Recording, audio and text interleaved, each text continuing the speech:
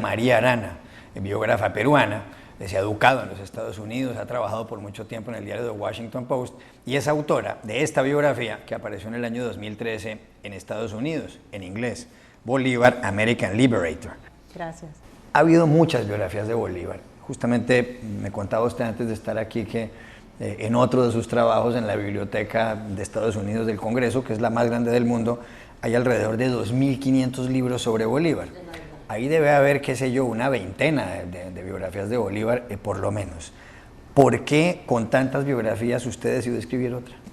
Bueno, para mí yo quería encontrar una forma de explicar a los estadounidenses, los angloparlantes, quién éramos nosotros, quién somos nosotros, ¿no? Yo buscaba una forma de contar toda una narración que explicaría un poco sobre quiénes somos, porque ahora la población en los Estados Unidos es mayormente, vamos a decir, 30% hispanos, latinos.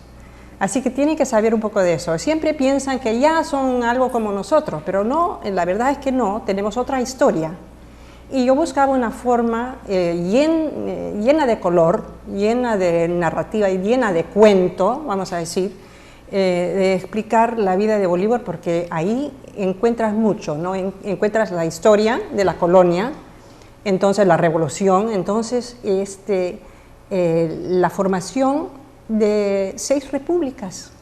Así que me pareció una forma de hacerlo, pero hacerlo con el punto de vista realmente de contar más que una vida, una historia de una población latina del continente de Sudamérica.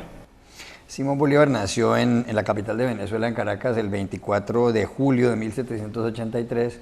Murió en Colombia, en Santa Marta, una ciudad muy cerca de donde estamos, el 17 de diciembre de 1830, es decir, vivió solamente 47 años. Como bien dice usted, pues les dio la libertad a lo que son 6 países, a Venezuela, a Colombia, al Ecuador, al Perú, a Bolivia y a Panamá, que no es poca cosa, y además se atravesó todo eso en un caballo, y por esa razón tenía el apodo que suena chistoso de culo de hierro. Pero aparte de todo fue un hombre muy cambiante. Incluso la herencia política de Bolívar pues tratan de atribuírsela muchísimos presidentes, Hugo Chávez en su momento en Venezuela o Nicolás Maduro actualmente, algunos presidentes en el Perú, algunos presidentes colombianos, pero también grupos guerrilleros, también algunos partidos de izquierda. ¿Es que Bolívar era muchos Bolívares? Era mucho Bolívar, sí, porque como tú dices, Juan Carlos, hasta Fidel Castro, Pinochet, ¿no?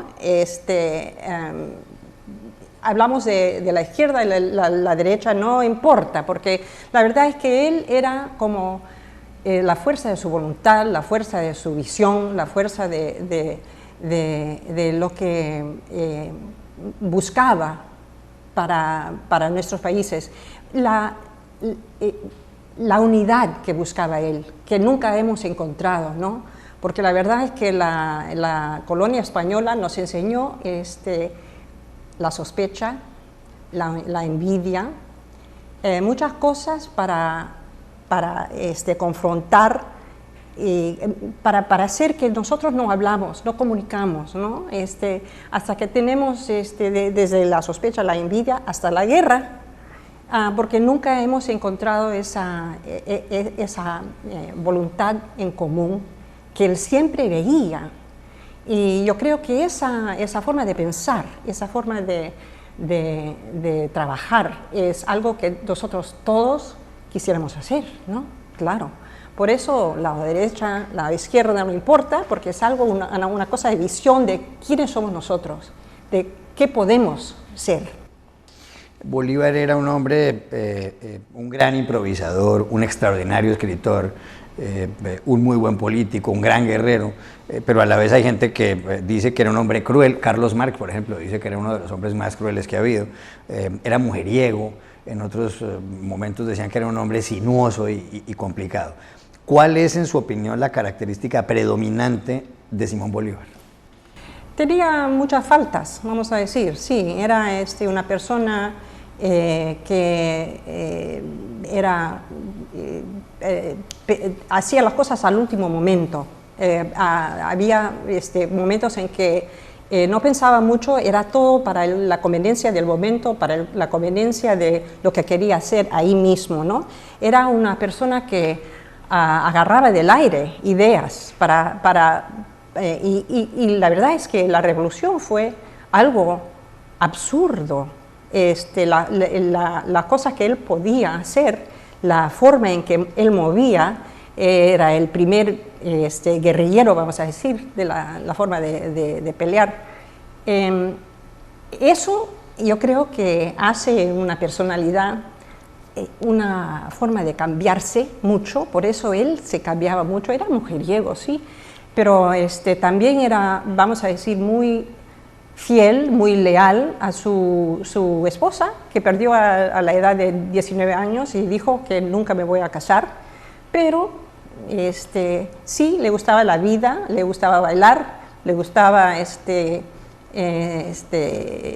jugar cartas, era una persona así que de vida, ¿no? de vida llena, pero no es una persona, yo creo que hay ahí una visión, un cariño para el pueblo hispano, el pueblo latino, el pueblo de Sudamérica. Hay algo que vive en él, es como una llama que nunca perdió, y eso es lo que seguimos, ¿no? En Bolívar. Eso, cuando tú lo piensas, en Inglaterra no salen a la calle a decir Cornwall, ¿no? Y en los Estados Unidos no salen a la calle a gritar Washington. Pero aquí en estos países sí, tú ves Bolívar escrito en las paredes, en las protestas, el nombre de Bolívar sale. Así que hay algo que vive ahí, ¿no? Puede ser que es algo en nosotros mismos. ¿Por qué razón un hombre como Bolívar, hijo de una familia muy adinerada, él quedó huérfano siendo muy niño de padre, y también siendo niño con menos de 10 años perdió a su madre, tenía un hermano y 2 hermanas, tenía varias haciendas, varias fincas que posteriormente perdió, fue criado en cierto modo por una mujer que trabajaba con sus padres, que para él era como su único padre y su única madre, esta mujer?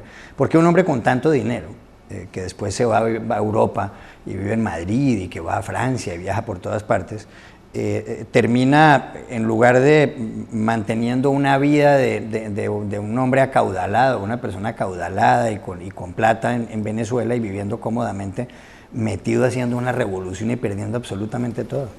Bueno, se dedicó, como tú dices, había perdido todo, tenía vamos a decir, estaba derrotado realmente porque había perdido su mamá, su papá, su esposa, y dijo, muchas veces dijo que si no hubiera perdido su familia así, no hubiera empezado la revolución. Así que era, yo creo, forma de salir del personal al mundo, ¿no?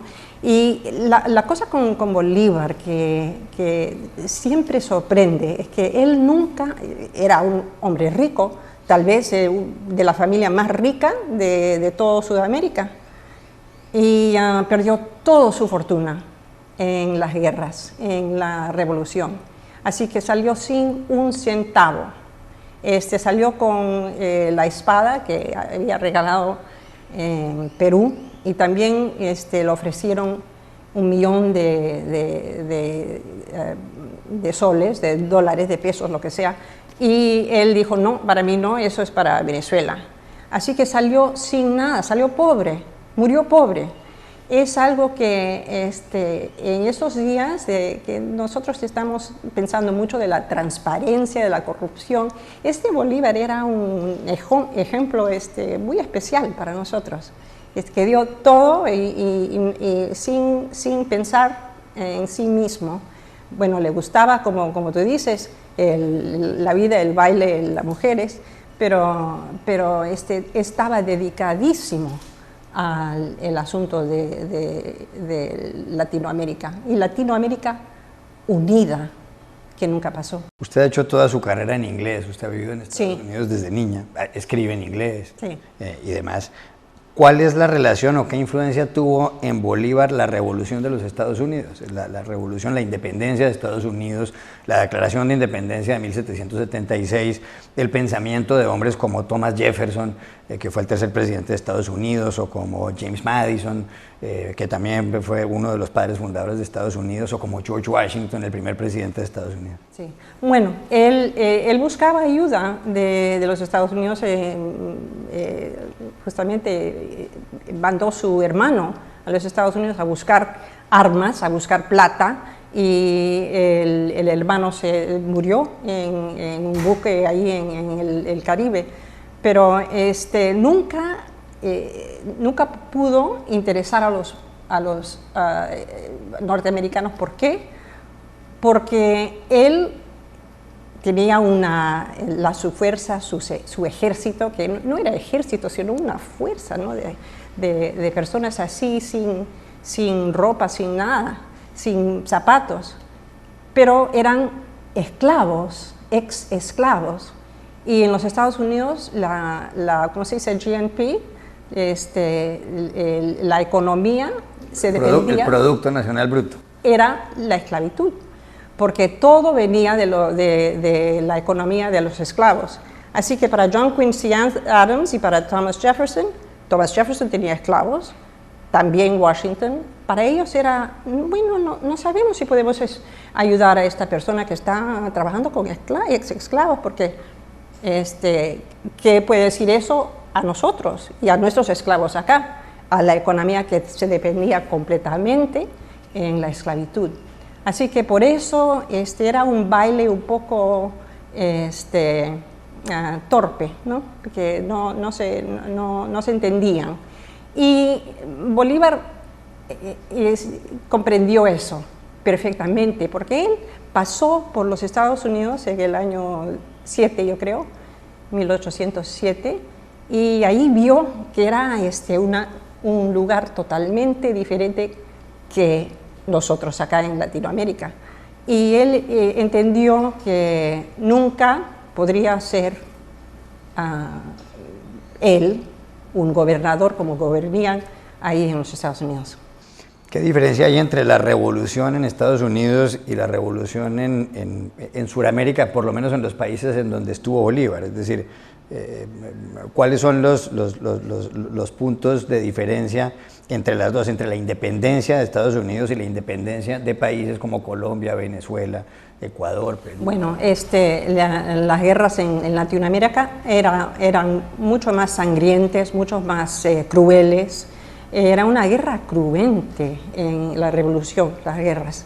En los Estados Unidos sí, pero bueno, en un lugar así un poco bonito, porque no era como ir, como tú dices, el Bolívar, 120 miles de kilómetros en caballo. 120.000 kilómetros a caballo. A caballo, eso en selva, en las montañas, en las llanuras. Y George Washington en esa partecita de Pensilvania, por favor, hay una diferencia ahí. 120 miles de kilómetros es como ir del punto más norteño de Alaska hasta Tierra del Fuego, ¿no? Con toda la selva y la montaña en medio, 5 veces. Así que Bolívar era un genio militar, un brillante general militar. Y bueno, como político vamos a decir que fue algo diferente. Él no soportaba trabajo en la oficina, no al punto de sentarse a hacer las leyes. Podía ser guerrero, podía ser fundador, excelente, brillante, pero para gobernar día por día, eso era un poco mucho para él. Y entonces se amargó con eso. Y era otro Bolívar que salió después de 27.